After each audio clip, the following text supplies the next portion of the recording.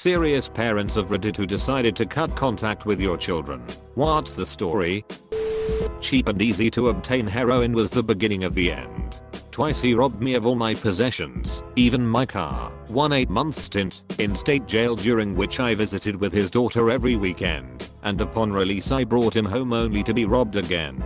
3 failed attempts in recovery centers, after which he and his girlfriend abandoned their children, leaving them with me for 4 years with no contact of any kind. At 32 years he is now unable to remain out of the county jails for more than a week at a time. I'm done. I'll try to keep this short, because diving into all of what has happened that lead to us cutting contact would be a novel.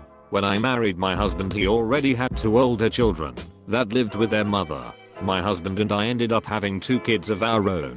While my oldest was an infant, my stepchildren moved in with us, and that's when everything started. They caused so many problems for us. I'm talking heavy drugs, sneaking out and getting arrested, you name it. The older of the 2 called CPS twice and made up lies about me being abusive. As a new mom, the investigations were terrifying, but in the end they found their claims to be false. The final straw of them living with us was when we got wind of them pissing off the wrong crowd and the possibility of our home getting shot up. Their dad sent them to live with their mother. I'm just going to jump to when the actual cutoff happened, but keep in mind we had an endless amount of horrible incidents with them over the years, and we tried to help them countless times. They were both in their 20s at this point. Essentially, we discovered they were stealing from my side of the family. They robbed my sister of her fine jewelry and took what we totaled to be around $25,000 from 3 family members. Beyond that, they had a drug operation going on in a family member's summer cottage. The family member didn't know they were even there as he lived elsewhere most of the time. When confronted by their dad, they blew up. They said some of the most hateful things I've ever heard and spit in his face. That was it for us. They took advantage of people that loved them very much and had no remorse for it. My 33-year-old daughter chose drugs and thug life over her husband and 2 boys. Hasn't seen her boys in 4 years. They're only 7 and 5. The oldest remembers her, the youngest does not. I've been dealing with her darkness since she was in 4th grade. Took her to countless therapists in her youth. She convinced them all she was fine. I tried to help her through probation and rehab again last year in the hopes of reuniting her with her boys. She was snorting, now she's shooting. Nothing legal to keep her from these boys. She chose drugs. I'm done. Never realized what an epidemic this has become until I started talking to people who are dealing with the same thing with loved ones. It's definitely effed up. So I had my son early, around 17. The girl I had him with moved away before I met him.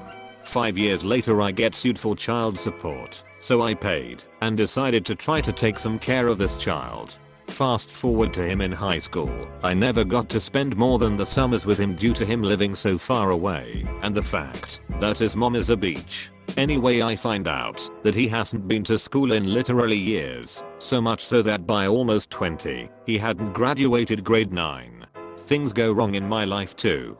My ex-wife decides to leave me for some woman, and my son shows up at my doorstep saying that his mom kicked him out. I told him that he had to go to school if he's going to live with me. He finally agrees, and I start finding out how terrible his mom did for him in school. He was labeled as severely learning disabled, schizophrenic, and was prescribed antipsychotics, which he'd never seen him take. It turns out he told his mom that he was seeing things, and after she took him to every doctor in the city, the first few couldn't find anything wrong with him.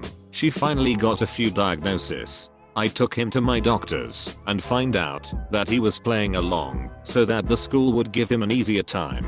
I get the school to give him a chance and he finally starts on his English, math, etc. And, to everyone except me surprise, he passes with high grades. So much so that he is accepted into college with a minimal of effort. Figuring he turned over a new leaf, I decide to buy him a car, put a couple of months rent down on his own apartment, and give him a couple $1,000 to help with tuition, not to mention that I bought him a laptop, a bunch of dishes, pots, and pans, etc. He looked so proud when he moved in, and I remember beaming all the way home after helping him move in the week before school starts. I see him for the next couple of weekends to ensure that he is transitioning to his new place well enough. Although he seemed a bit lonely at times, he seemed to be adjusting quite well. 2 weeks after school starts, I get a call from the school telling me that my refund was processed. I immediately call my son. Much to my surprise, his cell phone was cut off. Even though I'm the one who pays for it, I go to his apartment to see if everything is okay, and the superintendent told me he moved out last week. I haven't heard from him since, but through the grapevine I found out that a friend of his won a legal battle and got a few $100,000, so they pulled their money to become big time drug dealers. I have no idea where he is now. I haven't heard from him. His mom hasn't. His grandparents haven't. Nobody has. I'm not really sure if this applies. When I was in the military overseas, I was raped by another service member. When I came back to the Canucks, I ended up having an open adoption for the child. At first I wanted to visit and get to know the kid, but after the birth I just decided it's best not to for me and the kid. The only people that know about this is my boyfriend and immediate family. Otherwise I don't tell people that I've had a kid before. It's very hard sometimes. My husband's oldest daughter is not part of our lives at this point. We basically discovered that everything she ever said was a lie. She got involved with a younger guy that's a real asshole. He's horrible to her and her daughters. She called the police on him, kicked him out, said she was never going to see him again. We made it clear that he would not be allowed around us or the other kids for any reason. She says she's pregnant. His dad blasts them on Facebook for being idiots, pointing out what an irresponsible mother she already is. She goes on a rant about how she pays her bills and takes care of her girls. The whole time, I'm thinking, beach, I paid your gas so it won't get shut off. I'm apparently the only one attempting to feed your kids something other than marshmallows, and I'm the only one that ever expects them to behave.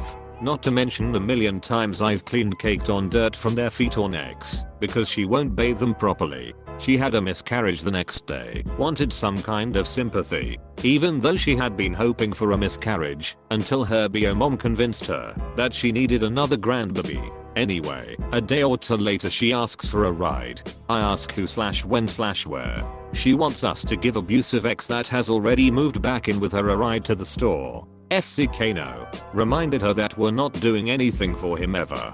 Pointed out that it's pretty disrespectful of our wishes to try to force him on us. She threw a tantrum. He threw a tantrum. Told us get over it or don't speak to her and the grandbabies again. I told her I'm not having that abusive piece of shit around her siblings. She can either respect that or move on without us. She chose the abuser. We've ran into them driving around town a few times. The guy will literally hang out the window of the car screaming, making faces, and flipping us off every time. They act like they're still 12. I miss my grandchildren, but I don't miss their mother. Edit, a little more info. My grandchildren have a father that's working on getting them. It'll take time, but he knows he has our full support. Grandparents do not, and should not automatically have rights. Without substantial evidence of abuse or neglect, family services will not do anything. They can't remove children from a home just because grandma said so. And when it comes right down to it, money greases the wheels and the dad's the only one with money to spare. I gave my son up for adoption at birth. I was broke, jobless, homeless sort of. I had a room at the worst hotel in town, was about to kick his dad out, and even if I could find a job I had no one that would watch my then 18 mth-old and a newborn while I worked. I know, a lot of y'all will rag on me for even being pregnant. We had a great apartment, a happy relationship, and great jobs when we decided to try for another baby. Things went south really fast, and I couldn't think of anything else I could do for my kids than to give the baby to parents that could take care of him the way he deserved straight from the start and fight like hell to claw my way out of the hole I was in and give my other kid a better life too. So I did it. I gave him up to wonderful, amazing people. 6 weeks later I was cleared to work and miraculously got a job. Saved for a year and moved myself, my toddler, and my kid's dad out of that godforsaken town. Years and years later I'm doing very well. I stuck to my promise that it would be worth it. In a hoe, I haven't talked to him. I got letters from his mom for a while, always with pictures, but not anymore. I never responded to them or wrote him.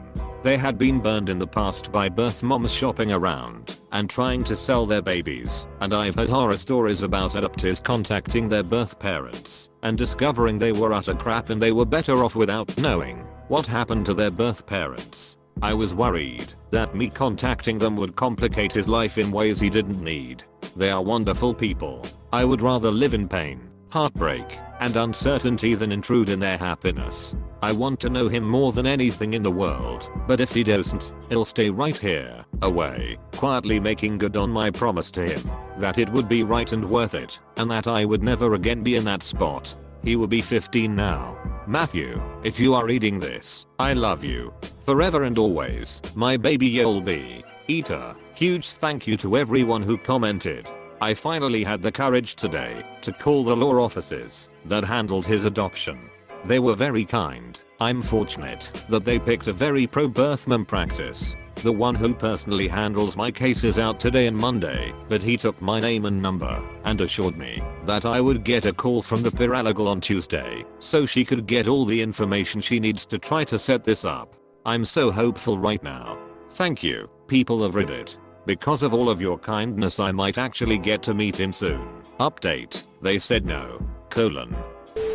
Parental alienation. My husband walked away from his daughter because her mother did everything in her power to prevent or destroy any semblance of a father-daughter relationship. Lots of mind games, lying, passive-aggressive behavior and character assassination. Mom told everyone my husband physically abused her and daughter. We didn't have the money for a lawyer or family to lend money to us. We're on our own. Every single court-ordered visit was a battle with the mom, and it was so hard on his little girl. In the end my husband felt it was best if daughter 4 by then was adopted by her stepfather, as he seemed like a decent guy and figured he would be raising both mom and daughter, only for the mom to repeat the process with him 3 years and 2 more kids later. I can only imagine what sorts of lies the daughter has been told about her bio father. She's 15 now. Someday we hope to reconnect, away from her mother's influence. Edit. To clarify, my husband had a lawyer off and on throughout this whole thing, but she wasn't very good, but that's all he could afford. The lady, bless her heart, tried, but she was no match against the opposition. He would basically have to tell her what to do next. By the time it became apparent he had to switch lawyers to see any sort of change in the situation, resources were completely exhausted. We didn't have the thousands for a retainer for a new lawyer, much less the thousands and thousands to keep the fight going. Took a bit to decide if I wanted to share my story, but here goes. I'm the father in question. I have 3 kids, 2 daughters and 1 son. They're all adults. I got married at 20 and we had them one after another. 4 years, my wife and I blamed ourselves about how my youngest girl turned out. Being so young, right out of community college, I wasn't making a lot, so I did the best I could. But we wonder if it was nutrition or the shithole we stayed in or something that made her be born with severe BPD. We didn't know what it was at first. She was really difficult. We tried our best to raise her well. By the time we figured out what was wrong with her, she had set in really bad behaviors. We still think she's the one that mutilated the neighbor's cat, but can't prove it. As of 2 years ago, she refused to take her medications, was sleeping around with whoever would shoot her up with drugs, stealing money, and generally being really difficult. We told her to leave and never come back. Tried to get her into a state mental place, but it wasn't an option. So we just closed our doors and moved shortly after. Honestly don't know what happened to her since. I tell people I only have 2 kids. Wife is devastated, but I'm just relieved. Sorry, baby K. I had a daughter when I was fairly young. I married her mother and spent a few hellish years with her until divorce became necessary. We agreed to split custody, so long as she received full physical custody. It made sense under 3 circumstances. Within a few years, it became obvious my emotionally volatile ex-wife was just poisoning our daughter with absurd lies, and to some extent, no doubt, her family as well. My kid became distant and then anxious around me. Her mom began to move an awful lot, and it eventually became undeniable that she was intentionally hiding from me. I tracked her down on Christmas 2013 at a house her father directed me towards. She was livid that I showed up to say Merry Christmas and drop off gifts for my daughter and her younger sister. My daughter looked at me like a complete stranger, even frightened. They were never home when I tried to visit after this, and soon moved again. Realized no contact was available to me. Her mom called me from her mother's number months after and asked for a large sum of cash to pay for school stuff. It was April, I think. I asked her where my daughter was before I agreed to anything, and she got angry and hung up. I stopped trying, I guess. My daughter refused to leave her second husband, who would get drunk and try to kill her. Once when one of my granddaughters, who happened to be 6 months pregnant, tried to intervene, he knocked her to the floor. He picked up my daughter by her neck and slammed her head so hard against the wall it left a hole. Last time he pulled out a gun and pointed towards my other granddaughter, who was trying to get my daughter away from him. He had already shot a hole in the tile in the master bathroom. He was also bullying my 15 years old grandson on a daily basis. We now have custody of the kiddos, but every time the phone rings our anxiety hits the roof, as we fear that will be the call to say my daughter is dead. Background: we took her and her first husband in when he wouldn't work on a regular basis because they had no food, no money, and being evicted.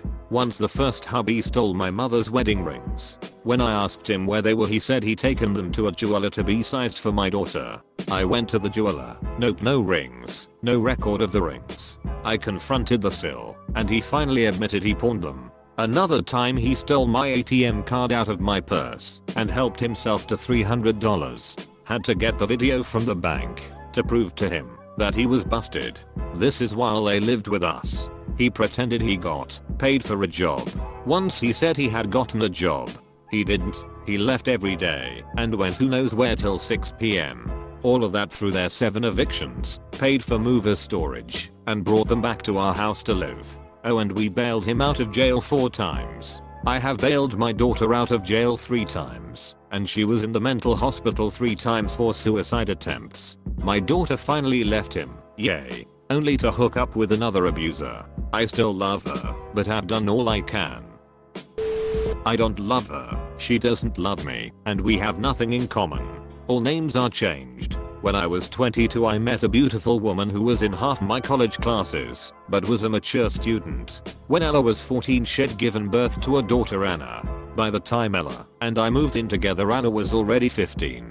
It was like having a roommate. Anna was a great kid and all that jazz, but she wasn't interested in spending all that much time with some random man. Then 3 years later she moved out, and I became the random ex-roommate who covers her tuition. People seem to think it's a tragedy, but we don't dislike each other. We're just not interested in contacting each other. We both love Ella, and sometimes we happen to be spending time with her at the same time, like when Anna comes home for Christmas. When I married Ella, I promised to take care of Anna. I don't regret that, but my care falls mostly on the financial side. Although I went to every game she had, and every teacher conference, we just failed to bond. She's more like a distant cousin than a daughter. Wasn't me, but my mom's brother was the youngest of 5 children, and there was one named, let's go with Jake, who was extremely abusive to my entire family. Twice he got one of my uncles in a headlock and choked him unconscious. The second time he would have killed him had my grandpa not saw it in time and kicked him off. Multiple times he attacked my grandpa, but being a veteran in the Korean War, obviously he could handle it. Attacked my grandma with a pan once, and that was the last straw, and my grandpa kicked him out of the house. It's been 24 years since anybody has last seen him. It's weird because there wasn't any drugs at all. It was just some stuff going on in the head. My children ages 36 and 38 respectively refuse to grow up and still think sleeping on sleeping bags on a living room floor in friends' houses is neat. They came around to visit as long as I was feeding them, doing their laundry, and giving them spending money, but refused to live with me because it meant getting a job. I finally cut the proverbial apron strings and said no more money. If you're hungry, it'll feed you. If you're sick, it'll get you medicine. If your clothes are dirty, you can wash them here. If you need showered, you can take it here. But I will not give you any more spending money. I haven't seen them in 10 years.